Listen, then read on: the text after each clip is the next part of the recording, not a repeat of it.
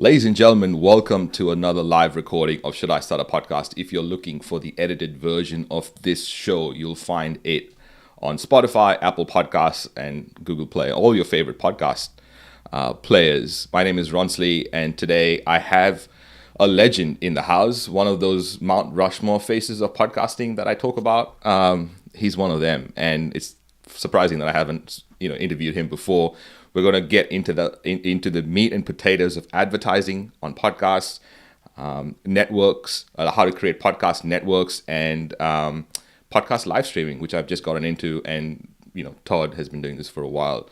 We're going to cover a mistake that business owners make with their podcast, which is having bad time management and the podcast becoming this constant stream of deadlines and this idea that I don't have a time to make a podcast. I'm going to cover that, get Todd's thoughts on that. But if you're a business owner and have a podcast and have sort of a case study on how it has helped or hindered your business, I would love to hear from you. DM me. And We Are Podcast 2022 is happening this year in Brisbane, all on growth, growing your listeners, growing your revenue, growing your credibility. Go to wearepodcast.com/events, or just wearepodcast.com to find out how you can get tickets to this year, Brisbane, 9th to the 11th of November. All right, let's get into the show. Today we have Todd Cochrane, who is probably has started podcasting way before a lot of us have. And a lot of people say, Ronsley, you've been here for over a decade. Yes, but there've been a lot of people who've been doing podcasting and holding the fort of podcasting way before I came into the picture. And because of their work has allowed a lot of people like myself, Pat Flynn, John Lee Dumas, and all the others that sort of come afterwards to build from there. So today we have Todd Cochrane in the house, who is the CEO of Blubrry. And I've been using Blubrry from the very beginning. So Todd, welcome to the show. Thank you so much for being here and for doing this, for doing the work for all these years. How much has podcast changed since you started? Oh my goodness. And thanks for having me on the show. And it's great to be here.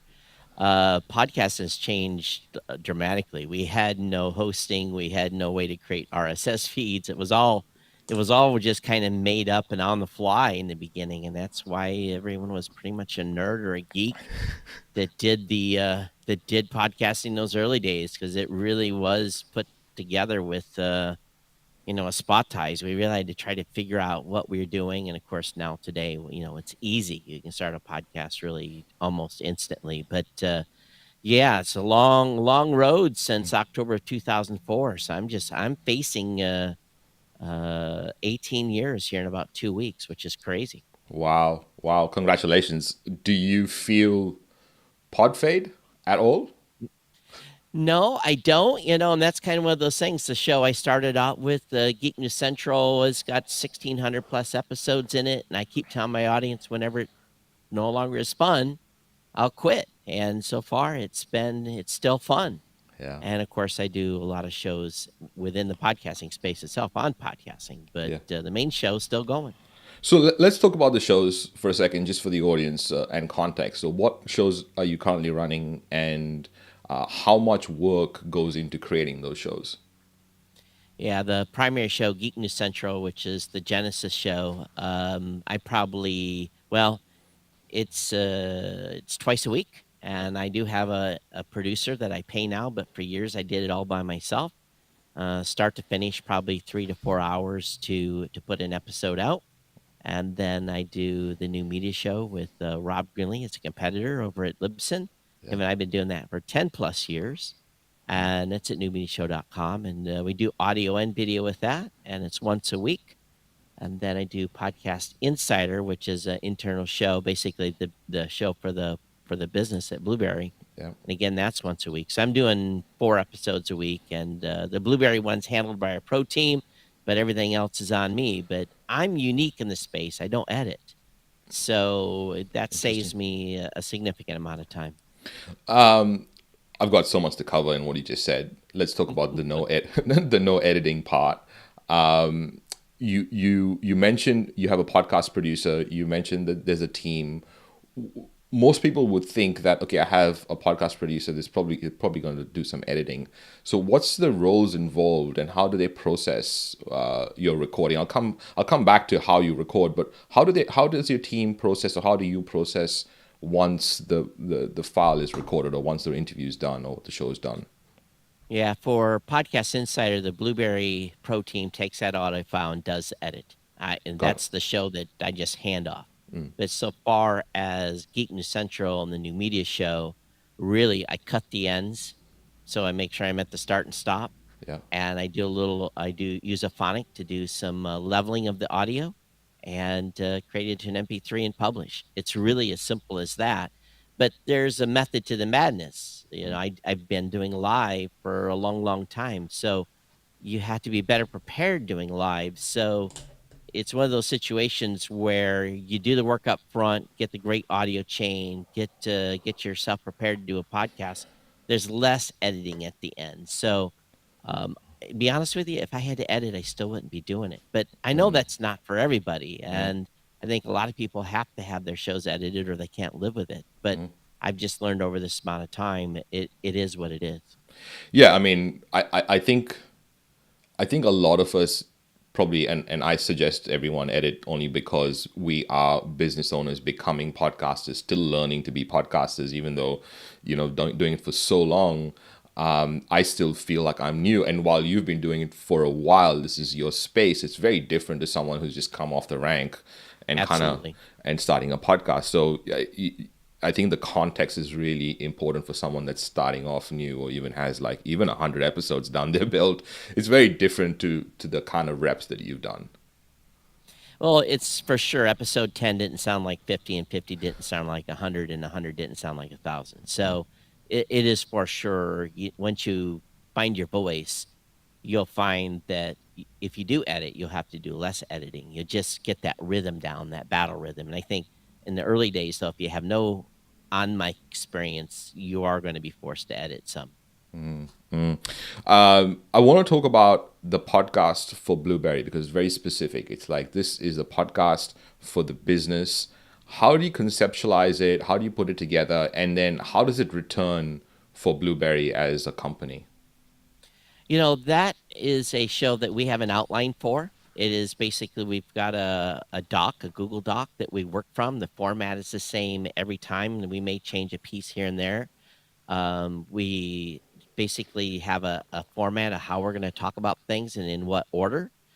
And then there's 2 or 3 of us in the team that contributes items that are going to go into that. And sometimes it comes from a customer. Maybe they're asking a question we want to answer in the show. And really, that's kind of the sequence that we've set up. And again, the company show is more about informing and educating, and very little about promoting. We will have a segment in there that talks about news or releases of stuff that's new, but probably of a 30-minute show, we probably spend 5 minutes or less kind of talking about the business of the company. The rest of it's about educating and giving content creators ideas on how to grow their show. Sure, but then I mean, because it's the Blubrry show and because it is for the business, it must do something for the awareness, the credibility.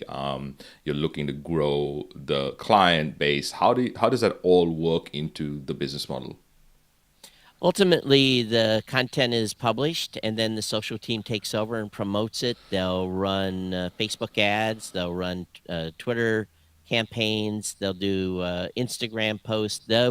They will push people back to the show, and including blog posts that are on the website that are non-podcast related, or excuse me, they are podcast related but not actual podcasts. So it all ties into the full social and marketing piece. And then we cross post within the website, to build that Google juice when people are searching for specific topics on content. And that's one of our huge strategies for all our content creators, is winning that Google search game, not when it comes to finding the podcast name, but to find a specific podcast episode. So we work really hard on that for the topics that we talk about to make sure that we end up in the top search results. Yeah, fascinating. I should have asked this question maybe to start off the conversation, but I mean, for us getting into the game, for a lot of us, it feels like I still feel like I'm new. Like I literally feel like I've just started, just learning things and figuring out. I'm a still a bad listener all these episodes later. I feel. What are your thoughts? I want to get your thoughts and your view and your perspective on the podcast world. Like, how should or how would how do you see you know us as content creators, or what is the ideal scenario for content creators to use the podcast medium, and how is it best used, I suppose, is the question.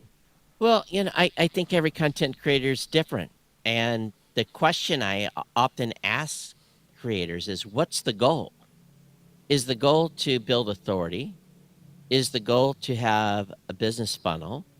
Is the goal to build a big audience and have advertisers? Is the goal to have fun? What is the goal of the show? And as long as they can understand what their goal is or set a goal, mine in the beginning was authority and earn money. That was the two pieces that I set for my show when I started in 2004. The money part was driven by my wife. She said, "Hey, this thing has got to make some money to pay for itself," because it was expensive at the time. So really, I think if you set the goal, then everything else kind of works into how you create that content and how you put your perspectives forward and how you're going to build audience. Again, building an audience, though, there's probably 20 things you can do to build audience. But again, what is the goal for the show? And if you can determine that, I think that sets you on the right path for success. I think a lot of content creators says, "I'm going to do this for fun," and if that's for fun, it's great. Do it for fun. There's nothing wrong with that. But I think as a business person, you have to understand: is this going to be a lead magnet, or is it just going to be help build awareness for my company? There really is a full scheme of strategies there that you have to think about around the content. Same thing with any of the rest of your social media marketing.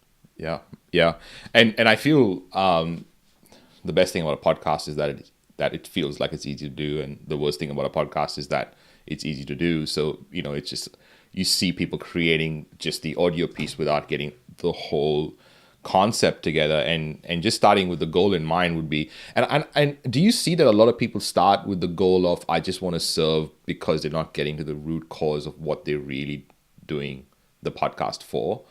Oh, I don't think so. I talk to a lot of content creators and do a lot of interviews, and I ask, what was your genesis moment? Why did you decide to do the show? And if and from that comes usually a story of, I try to reach people, I'm trying to help, or I'm trying to, build my business. The genesis moment for the show often tells me what the goal was in the beginning. And I think a lot of creators that are serious about creating content and make it past the first few episodes, when they figure out content is hard, I think that they then will realize, okay, am I reaching my goals? Am I getting feedback from my audience to make me understand that I'm doing what I've set out to do? Again, sometimes it's just friends saying, "Hey, let's do this," with having a few beers. That's okay too. Yep. But I think that most content creators do have a genesis moment when they decide they're going to be a podcaster. It's just like becoming a YouTuber. Am I going to become a YouTuber? Well, YouTube's a lot of work. So is podcasting. So it's a different kind of work. But I think creators kind of figure that out and then go for it. So everyone's trying to make things easier. I mean, everyone, and myself included, and yourself included, with all the tools that you have for podcasters, you're trying to make it easy for the people starting to have a podcast, to make it easy. What is a simple straight line that people, you could easily get involved in a lot of different, can make it very complicated in creating the podcast? What's a simple straight line for someone starting, or someone in the new phase of podcasting, for them to create a show which they don't have to necessarily worry about all the bells and whistles, but maybe like an MVP version of their podcast? What does that look like? Well, there's a couple of things. Number one is be passionate about the topic you're going to talk about. Don't go searching for something that's hot, that's going on in the world today. Pick something you're passionate about. That'll carry you through the low times when you're trying to build an audience. Number two, and I've said this for many, many, many years, if you're going to build something, build it on your brand, build it on your .com. So I really feel having your own .com that even if that .com redirects to your host landing page, at least you have something to tell your audience, here's where my website exists. And I think that's important for building a brand. Don't build your brand on rented land. Build it on something, start building the structure around something you can own. And again, that first step might be just, again, buying a domain name and pointing it towards your host landing page. And then little by little, obviously, is that consistency and putting out some content. But in the end, what it really boils down to is getting to the point to hit record. A lot of folks do all this planning and they never hit record. So I often say, if you're hot on an idea and about something, go ahead and hit record and then figure it out. Because recording is probably the piece where most people fail.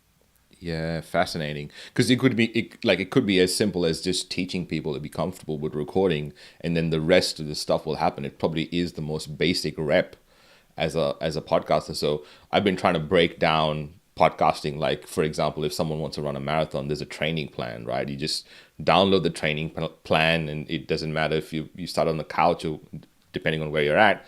You in 15-20 weeks you can run a marathon because of how they set out the training plan. So I think, and one of the keys to the training plan is actually going out and running, which in podcasting is probably just recording.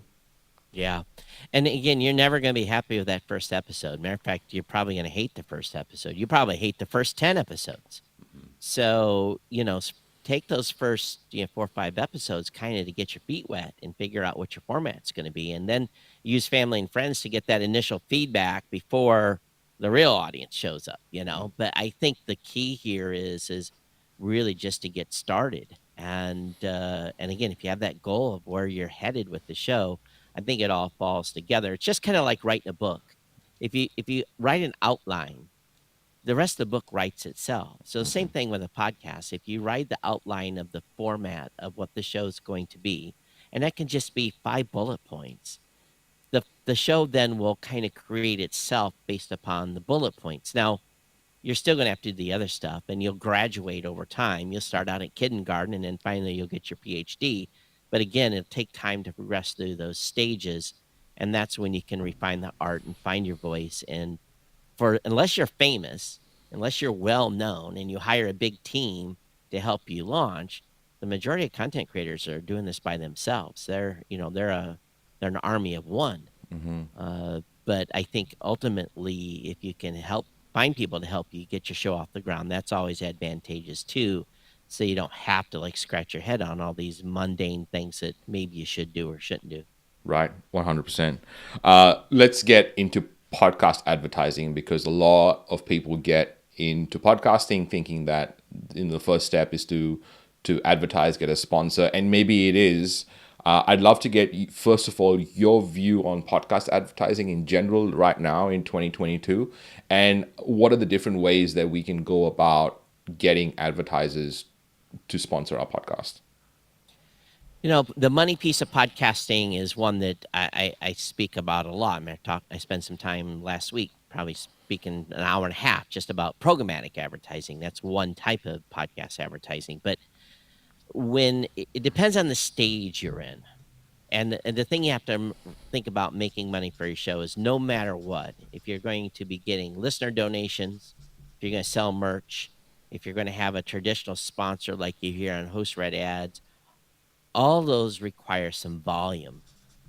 And the only way volume meaning volume of listeners, the only way you avoid that is if you have a super, super tight niche, very high value audience with a small number of people, like a neurosurgeon. Let's say a neurosurgeon's talking about neurosurgery. He's going to have neurosurgeons listen to the show. That's a very tight audience, very valuable. So if your content meets that need, you can monetize much, much earlier. But the majority of shows today are really struggling to find advertising until they get bigger. So I think that what I've struggled with for many years is getting the advertisers you hear on Joe Rogan and all these other places to be advertising in smaller shows, which often have more intimate audiences. Well, those advertisers are not coming to the smaller shows. We've done everything we can to make that happen. So what I've really focused on personally, and I know other companies are doing this too, is we're introducing programmatic advertising to basically allow any podcaster at any point to say, yes, I'm ready. Let's go ahead and turn it on. Now it's purely a volume play again. Uh, Depending how many listens you have of your show will depend on the size of your check. But I think the key for us was to say, I'd rather have someone get take your partner to dinner money in the beginning to at least have something to say, hey, the show made $50 or 100 or whatever it made. And maybe it pay the hosting bill, maybe pay a little production bill. And Tom Webster came up with this term. I call it the bridge. Programmatic is a bridge to get you to the point where your show's big enough where you can significant income from listener donations, do value for value, merch, and a real true host read where they're paying top dollar for that advertising.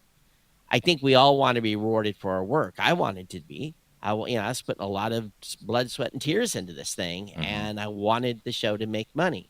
Yeah. Ultimately, though, it does require you to build an audience. And so that is why podcast growth is the number one thing I talk about with customers on a daily basis is how do I grow my show? And that's a very big topic and a lot of things people can do. But I think ultimately when it comes to advertising, the space is growing. Yeah. There's more money coming in, but in order to get to that really good juicy money, you've got to build a significant audience unless you have super niche. Yeah. I think that is really kind of the key. Yeah. Yeah.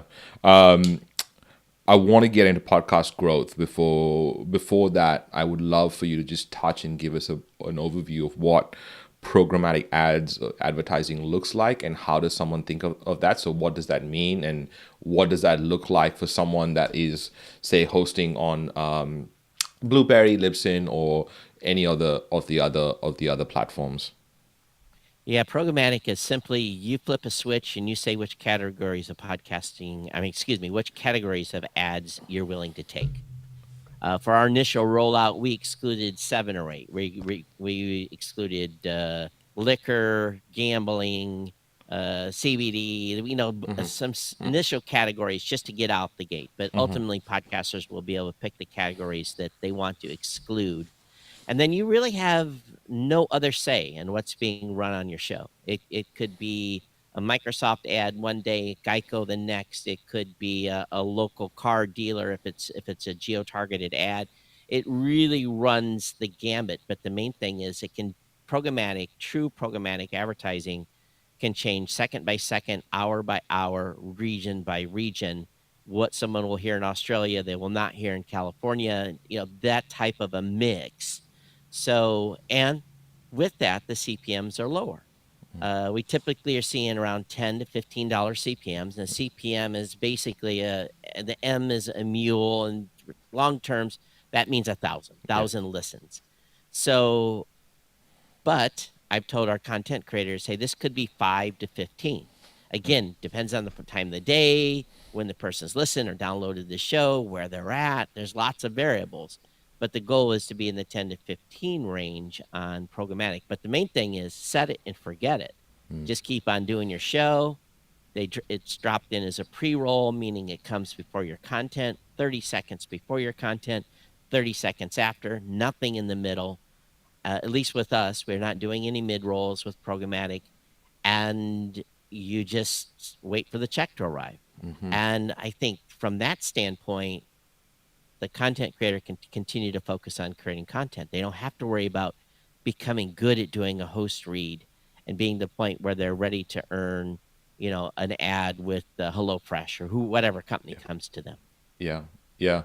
So how does someone get involved? Well, where do they go? Where do they find out more about programmatic ads? You go to your hosting provider. With Blubrry, with us, as long as you're hosting with us, it's in the Make Money section. It's really that simple, turning it on. Yeah. Libsyn and others have their own. It's in their dashboards. And it would need to be integrated with your host to be able to do that. With us, anyone that's using our dashboard or using PowerPress and hosting with us with WordPress are able to participate. We hope to expand that in the near future as well. And by the way, I have to say I've been using Blubrry PowerPress from the very beginning, and all my clients have been on Blubrry PowerPress, and I realize now, really crazily, after a decade of doing this, talking to you because you created it, why it means so much. Because you spoke about the second thing being your own space on the internet, right? The fact that you can have your own real estate, and I think Blubrry PowerPress is probably the tool, the plugin that allows someone with a website to make that, the podcast, make their podcast, give a podcast a place on the internet. And well done on that. Thank you for making that.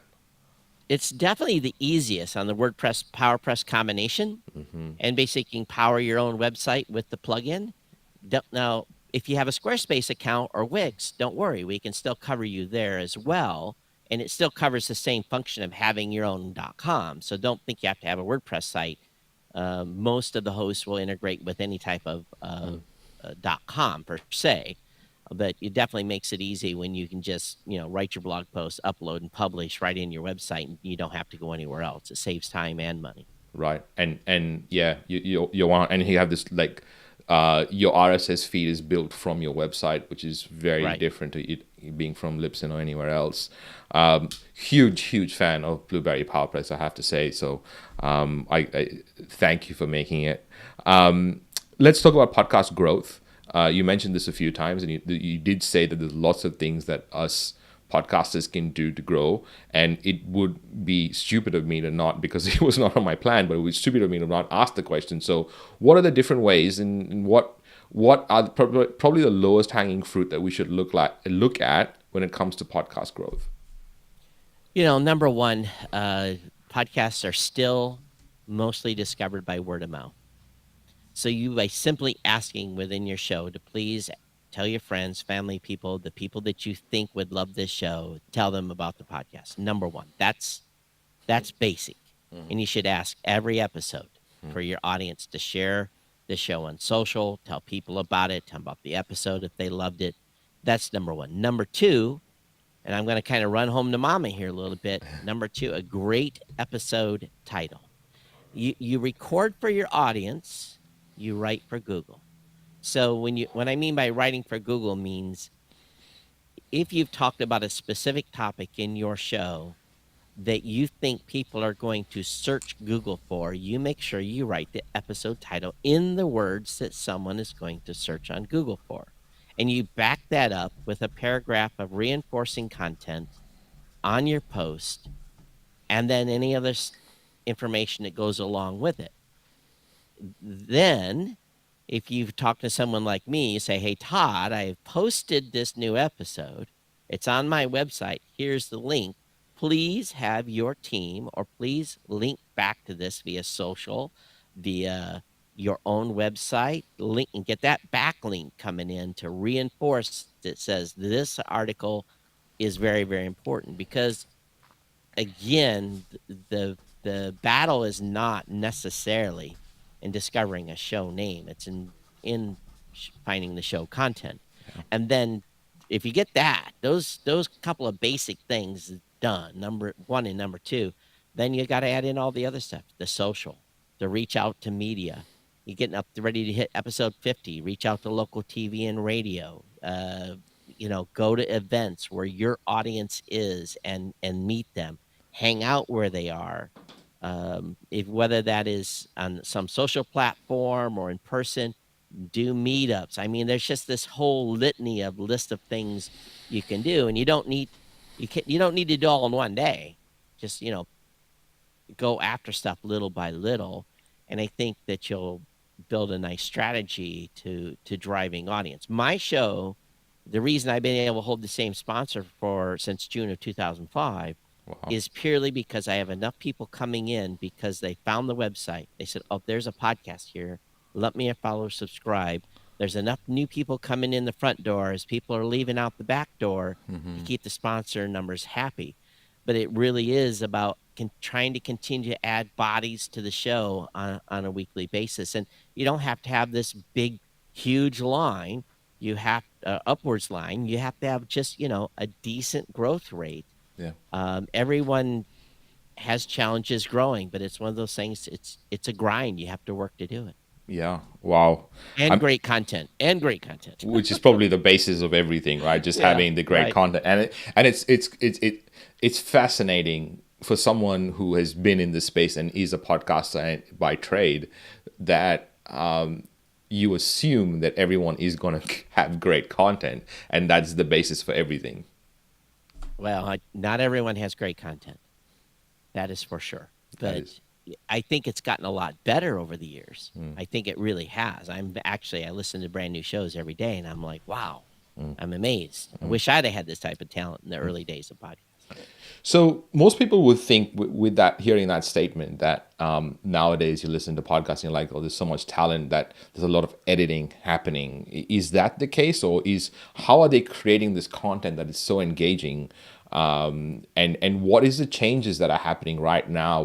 Because when I started, anything went, really. Like, Tim Ferriss had an episode out with only one, like a mono, I think, output, or on both ears or something. It was really weird to listen to. But what is the standard right now if someone's coming out with a podcast? What does need to kind of look at? I think it's really about engaging. And if you can, the way I kind of think about my audience is a little different. Um, you need to visualize how many people are listening. And you can go to Google, and if you've got 100 people listening to your show, just Google what 100 people looks like in an image.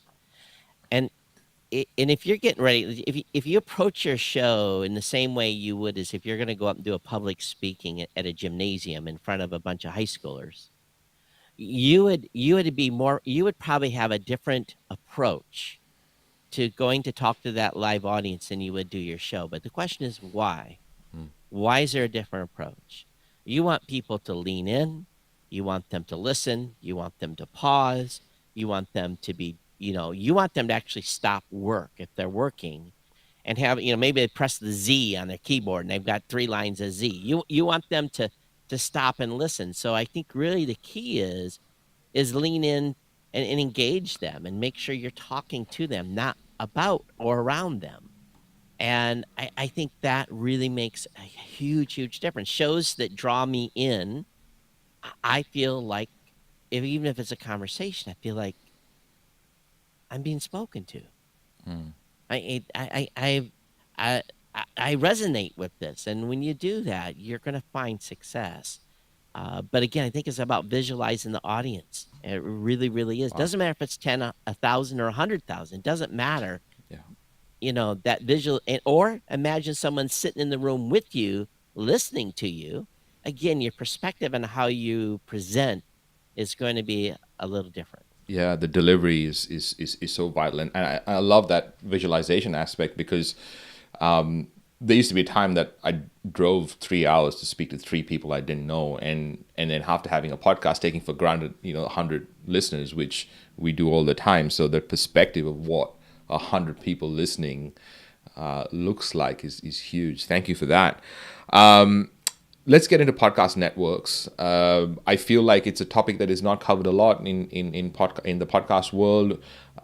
First of all, what is a podcast network for podcasters to wrap their heads around, and what are the advantages and disadvantages of being part of a podcast network? There's really, in my opinion, probably 3 levels of networks. The first level is you are with a group of content creators that create the same type of content. Let's say it's about horses. So you're part of a horse network, and each of you are, creating content about horses, and you're cross promoting each other, and you're trying to draw that specific genre of listeners to the network to be able to consume the shows. And that's something I did in the early days. I actually built a tech network, and we had all of us were cross promoting each other, horse trading audience a little bit, but at the same time, we're all rising together. And that is one type of network. Another type of network is simply a grouping of shows that are a variety of different types of content. And usually when you're in that type of network, there is some sort of representation going on. The network owner is bringing in ad deals for the entire group of content creators. There's some type of, again, cross promotion requirements going on. That is usually a little less focused of a network, but it's a network in name, but maybe it's not organized as tightly. And then the third is obviously when you're part of a professional network and you're brought in and you're signed. Let's say you go to Spotify or you go to iHeart, or you are then part of a true, like an ABC, CBS type of network, and up in a different league. I think networks are good if you don't. Well, let me back this up. If you're going to join a network, number one, you need to read the legal agreement. And if there's no legal agreement, then you need to understand what the rules are about leaving the network and who controls it and what's the expectations are. I think that really is the biggest piece, is to read that contract and say what you are obligated to do as being part of the network. Some networks make you move your hosting provider. Some networks make you move your website onto their.com. I don't ever necessarily recommend that. I think you should keep your website independent if things go sideways.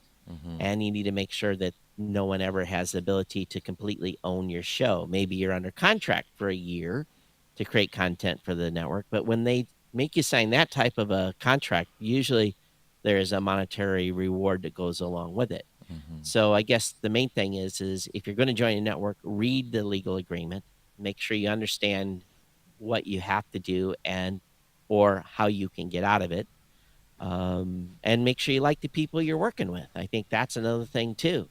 One of the things we did was part of the tech network in the early days. Brand safety was a huge issue, and we made sure all of the shows were family safe. The shows were not, if they used a 4-letter word, it could come up maybe once every 3 shows, but it wasn't like we wanted F-bombs being dropped every 30 seconds in the content. So we had some requirements on what the content had to contain, and also posting requirements, how often. So I think it really depends. But I think networks can be a good thing if you get connected with the right group, because especially if you're small and there's some big shows in that network that are truly cross-promoting all the shows. That's another thing too. Make sure the big shows are promoting the small shows and vice versa, not just the small shows promoting the big shows. Then I think you'll probably find great success in growing your show within a network. I think networks are fantastic. I think you have to find, though, the right one that meets your particular needs as a podcaster. Sure. That's phenomenal. I love how you covered the whole gambit of podcast networks, and it allows gives us enough information to figure out whether we want to go deeper into that world. I'm just going to cover a mistake and come back to you and get your thoughts on the mistake. But ladies and gentlemen, if you want, we've compiled a whole list, and if you're a business owner and have a podcast and want to avoid these simple mistakes that we make, just go to mistakes.wearepodcast.com and download it, the top 10 mistakes and how to avoid them. So go get that. But this is an extensive list that we have. So number 55 today is having bad time management that makes having a podcast a constant stream of deadlines. And the reason this is here is because a lot of us kind of feel, once we get on the bandwagon of podcasting, that it becomes difficult to keep all the plates spinning, and primarily because we complicate things for ourselves, or we do not have simple things in place like a checklist, like templates, like a process map or a process sheet of a way of doing the task, and most importantly, batching. I think batching is probably the best thing you could potentially do when you have a podcast, is recording in a batch, editing in a batch, publishing in a batch, and also separating all these different things. But I hear a lot that, of course, podcasting is a lot of work, but how can you make it easy for someone that is starting out? And I'd love to sort of get Todd's thoughts on this, because when when someone's starting a podcast, the first consideration, I suppose, that they do have is, will I actually have the time to do it? And sometimes, and probably this is what leads to pod fade with, there's a crazy stat of like 7 or less episodes of podcasts being out there. Like 2/3 of the podcasts, I think people start podcasts and after 7 episodes realize that it's a lot of work or they're not getting the results that they thought. So this is a mistake that I suppose the easiest way to fix is having a checklist so you don't have to rethink everything every time you're doing it. And the next thing is to have a certain way of doing things. And then the third is probably to batch it. But I'm keen to get Todd's thoughts on this. Todd, what sort of would help a podcaster feel like they are overwhelmed by the whole podcasting process, and how can they fix that? Oh, I think the first thing is make sure that if you have a partner, that you've had a discussion with that partner that you're going to be doing this, and this is going to be a time suck, and a lot the appropriate amount of time, and get that up front so that you don't run into relationship issues by spending 3 or 4 hours creating this content on a Saturday or on a Wednesday night or whenever you choose to do so. There has to be buy-in by that partner. That's what I always tell folks. And if you're single, then okay, what are you going to sacrifice? We're going to sacrifice bar time or club time, or what are we going to sacrifice to find time to do this content? So I think really getting it back to what you said is the time management piece. Is being able to, okay, when am I going to do this? When am I going to lock it in? For years, I had nothing scheduled Mondays and Thursday nights. The first 5 years of my show, the only episode I missed for 5 years was a couple when I lost my father. But other than that, I was on like the mailman. I delivered Monday and Thursday night, that episode, like, because I was building. The audience built me into life. I didn't want them replacing me with someone else if I missed.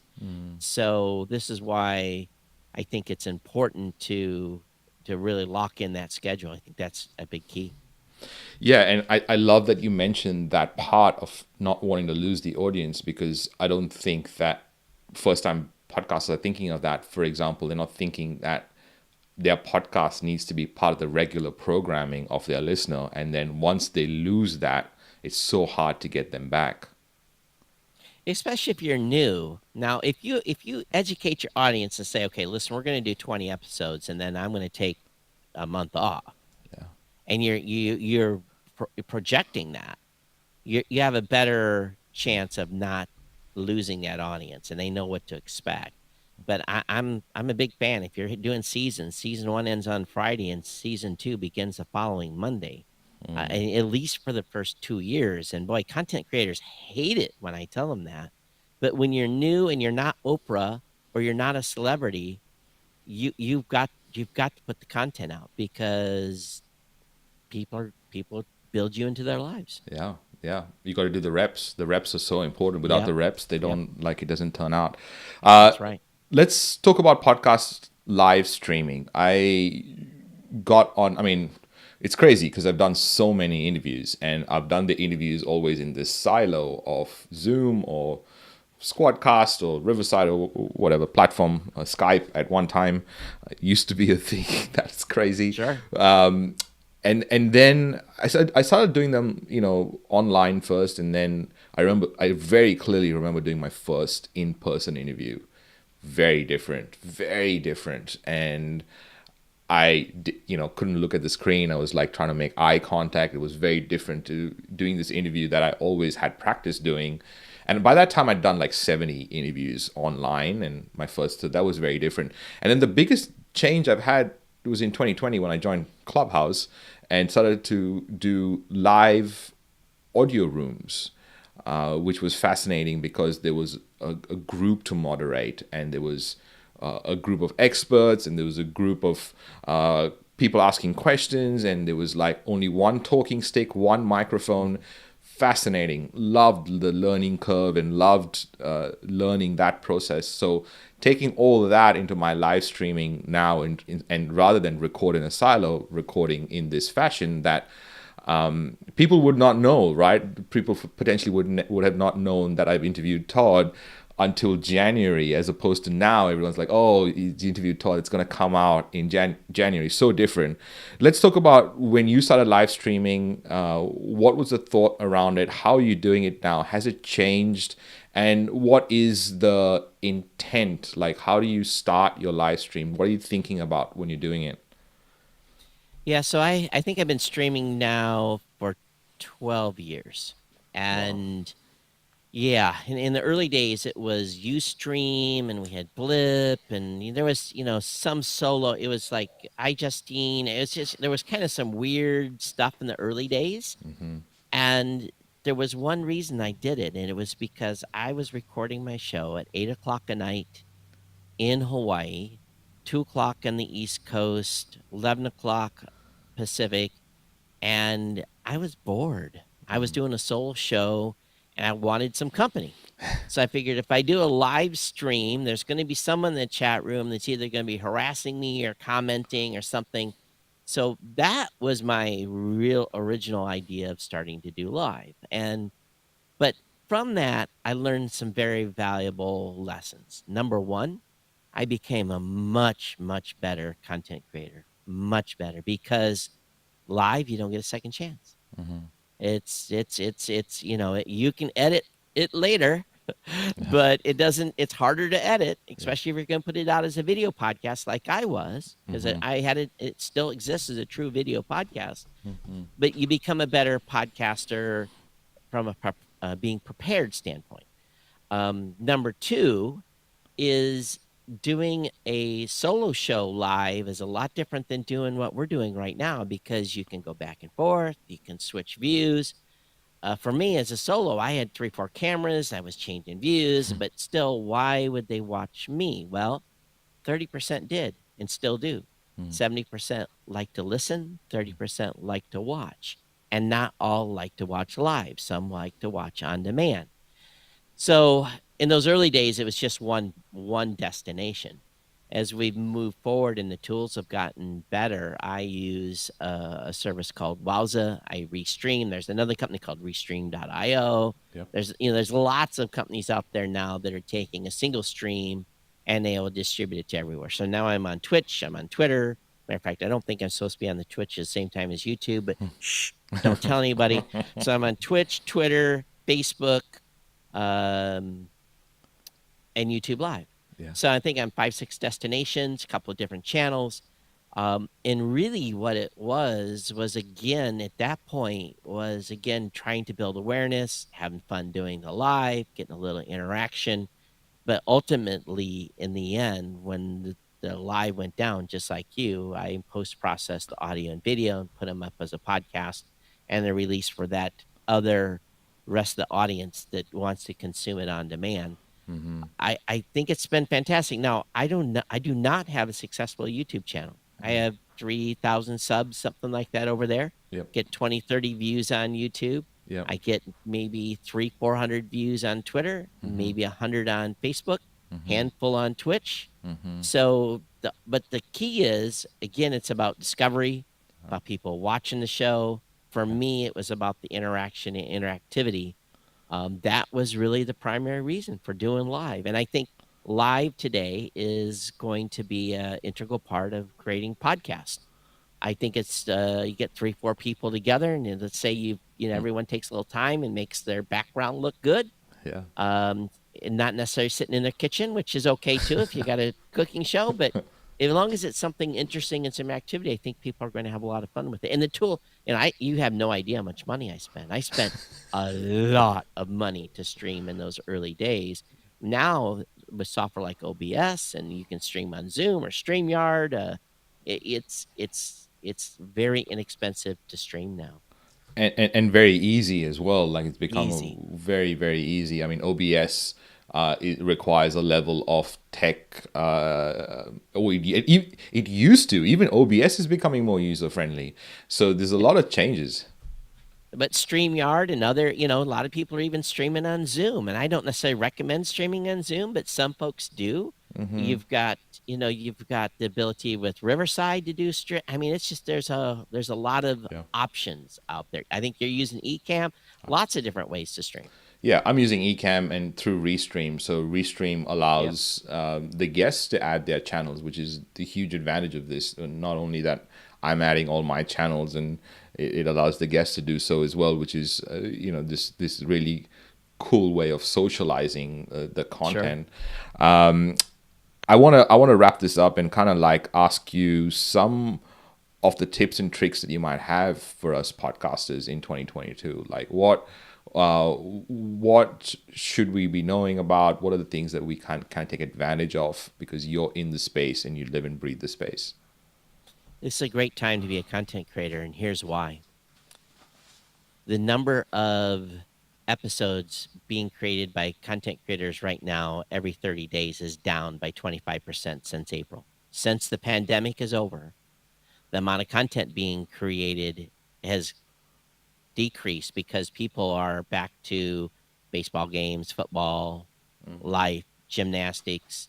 So there's not as much content being created.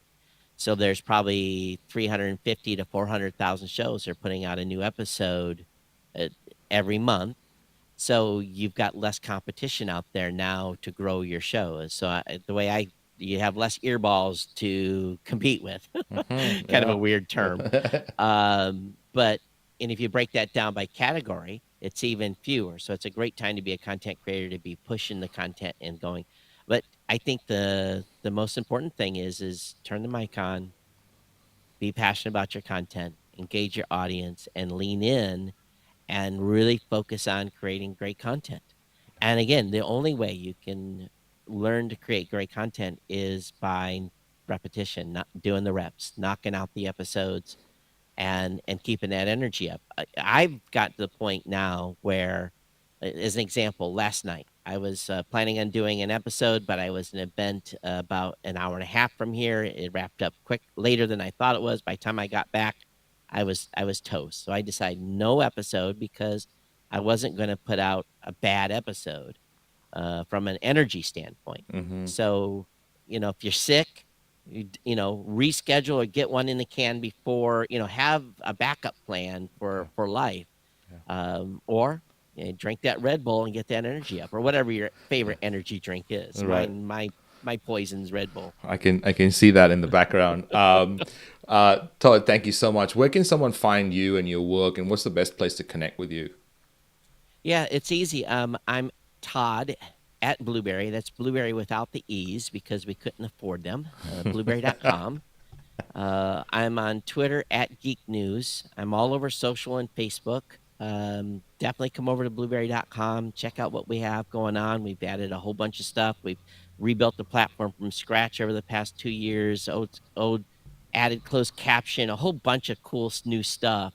Yeah. And yeah, consider checking us out. But again, tune into the New Media Show. That's probably, Yeah. if you're a podcaster, that's the one where you can get a PhD in podcasting if you listen long enough. And we talk about some pretty heavy hitting topics over there at times. But yeah, just search for my name, Todd Cochrane. You'll find me. And and hey, I appreciate it. This has been a great conversation, Ronsley. I really appreciate it. No, thank you. I appreciate the time. I appreciate the knowledge bombs. One I love the most is record for audience and title for SEO. That's going into the book of quotes. Todd Cochrane, thank you so much for joining us.